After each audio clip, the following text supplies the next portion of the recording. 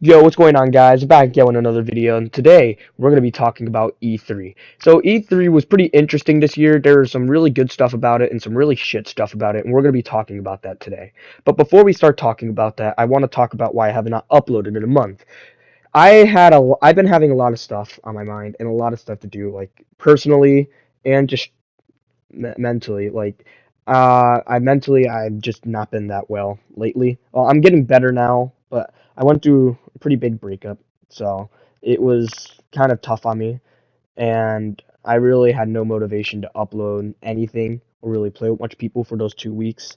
It kind of sucked, and I'm moving on pretty good right now, just getting my life straight. And I've also been working out a lot lately, and I'm getting a job, and I'm also doing driver's ed. So there's just been a lot on my mind and a lot to do, and it's been kind of like stressing me out and shit, and it's been a lot for me. So that's why I really have not been uploading and stuff like that. And I promise now I'll probably start uploading a little bit more, hopefully. I have a lot of videos that are already done, they're in the works. I've just been pretty lazy to upload them, but I'll probably upload them. So, yeah. Okay, so now that I got all my personal shit away and just told you why, let's just start talking about E3. Okay, so first things first, I kind of want to talk about Battlefield 2042 and how it's pretty much going to destroy COD this year. I mean, the game itself just it looks like it's going to be way better than COD. I just don't see what COD can do this year to even remotely fight back against E3. It's Sledgehammer making a game. No one really wants a World War II game, and I don't think anybody's really excited for the next COD. Like, I think the only way they could really compete with new Battlefield is if they released Modern Warfare 2 multiplayer remastered. That's the only way I could see that happening. Other than that, there's no reason I think COD will even be remotely better than Battlefield this year. I think Battlefield will destroy COD this year because Battlefield's actually trying to innovate, and COD doesn't do that unless they're forced to do that and unless they know there's competition. But I know they're not going to do that this year because it's Sledgehammer, and Sledgehammer doesn't know what innovation is. They just make the most bare vanilla games, and they're quite pretty shit. So I don't think the next COD is gonna be good, but I really think the next Battlefield will be with all the futuristic shit, with all the new innovative shit. I don't think Battlefield really can mess up this year. I think Battlefield's gonna be fucking phenomenal. So now that we got Battlefield on, I want to talk about Halo Infinite. For some reason, some people think Halo Infinite looks bad. I don't know what those people are on. Halo Infinite looks fucking phenomenal. I think the multiplayer being free to play was probably one of the best moves they could have probably done with Halo. Like I already knew they were gonna probably do that. Um, but multiplayer looks pretty goddamn good. I mean, I don't know why I know people are mad that it's not playing like all the other Halos, but dude, why would you want that at the end of the day? Like you can't just want it like for example, Call of Duty Black Ops Cold War plays exactly like most of the other Call of Duties, and that kind of makes it boring because it feels like you're just playing another Call of Duty just on a different game, different maps, different weapons. That's all it is. I like a game that's completely new, plays different, because then the game matches its identity, and the game is different, and it's something new to experience. That's what I genuinely like, and I think the Battlefield, or not Battlefield, Halo Infinite, its multiplayer and all that, I think it looks really good, and I think it looks a lot. I think it looks a lot better than Halo 5's, and I'm just genuinely really excited for it.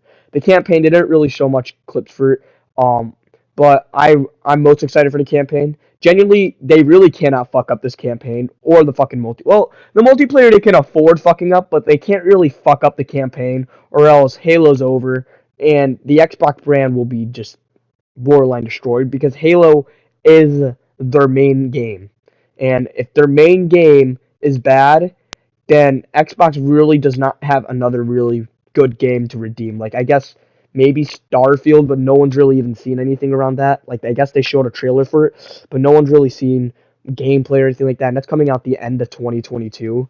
So yeah, and then you got maybe Gears of War, but Gears of War is not the defining face of Xbox. It's Halo. It's always been Halo. Halo came out with Xbox, and it's been 20 years, and they're still making Halo games, and that still defines Xbox's name and defines first-person shooters. So they can't fuck up on the Halo campaign. So I genuinely don't think it's gonna be a bad campaign with They have everything they need to make it a good campaign. I don't care if they delay it even more. Okay, I'm gonna stop rambling about Halo Infinite. Kind of talk about Forza Horizon 5. Oh my God, that game looks fucking amazing. Like Forza Horizon 5, it it really defines what next gen should look like, dude. It looks fucking phenomenal. And it being free on Game Pass is another big plus. Like I always thought Forza Horizon 4 looked really good, but damn, Forza Horizon 5 just fucking blows that game out of the water. It's just insane how good the game looks. It's like Horizon Forbidden West, dude. It's just your brain rejects it because it looks so goddamn good. It looks so realistic. It almost looks better than what we actually see in real life. That's how good it looks. Expect like Horizon 5, it almost looks like real life, and freaking Horizon Forbidden West literally looks almost better because it just looks fucking phenomenal. I have to say that. I really think this end of the year, this next like end of the year for next gen is gonna be fucking phenomenal. With Xbox having Halo Infinite, Forza Horizon 5, and some other games coming out, and you have PlayStation maybe releasing God of War Ragnarok, most likely Horizon Forbidden West, and just a lot of games coming out at the end of the year. It's gonna be a really good end of the year for gaming because there's gonna be a lot of games releasing, a lot of games competing against each other, and that's what I'm excited for. So yeah. So now that we know everything about Halo Infinite and Horizon 5, I want to talk about, well, what should I talk about? There's so much in E3. We'll talk about Rainbow Six Siege Extraction. I thought it was always Quarantine, but I guess it's called Extraction. For it being a separate game, I'm not. I don't know if I should buy it or not. I like Rainbow Six Siege, and I was actually really excited for this game. But the fact is that it's only co-op missions.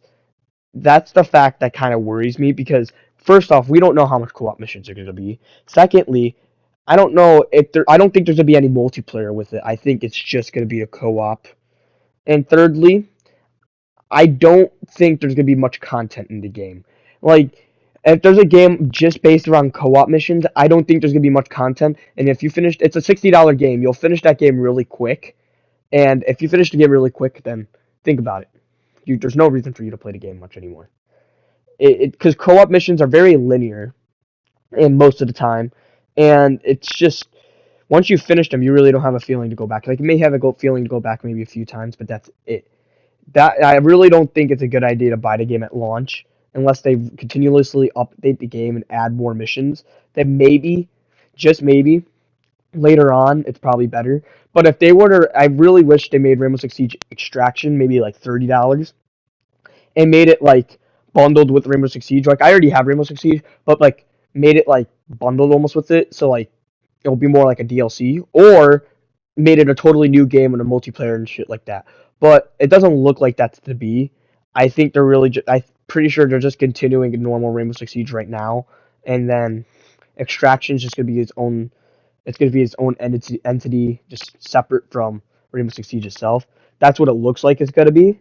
So I don't know. We really got to see. I like Rainbow Six Siege, but I don't know about Extraction right now. Like I'll have to wait to really see.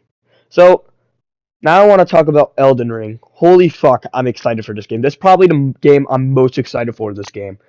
Or this game. this generation. Elden Ring so far seemed it was the only game pretty much this E3 that's excited me the most. So I've recently just played through Demon Souls, and now I'm playing through the Dark Souls franchise, but I just recently played through Demon Souls and I loved it. And Dark Souls I'm starting to play through right now, and it's pretty fun. It's kind of annoying because the graphics are not as good as Demon Souls, but it it's fun going back. And these games are actually really cool, and it's a lot harder than Demon Souls. Like I'm playing Dark Souls Remastered on Xbox right now. It's a lot harder than Demon Souls, but it's fun as fuck. Elden Ring literally is everything I've ever wanted. With Dark Souls and Demon Souls having like that linear level design, I've always wanted something that will give you more freedom and just you can do whatever you want. And Elden Ring seems like the game to do that. It's a free roam Souls like game, and that's fucking awesome. And that's probably the most exciting thing. The game looks fucking phenomenal. The story looks like it's pretty good too. I mean, I just don't see how they can mess up on this game. I don't think they will, but this game, it just looks fucking phenomenal. I think the stuff with the horse it's really innovative. I don't know why people think it doesn't look good. It's not innovative enough. It could be the same thing, dude. Just adding a horse in general, just to transport and stuff like that, it's innovative on its own.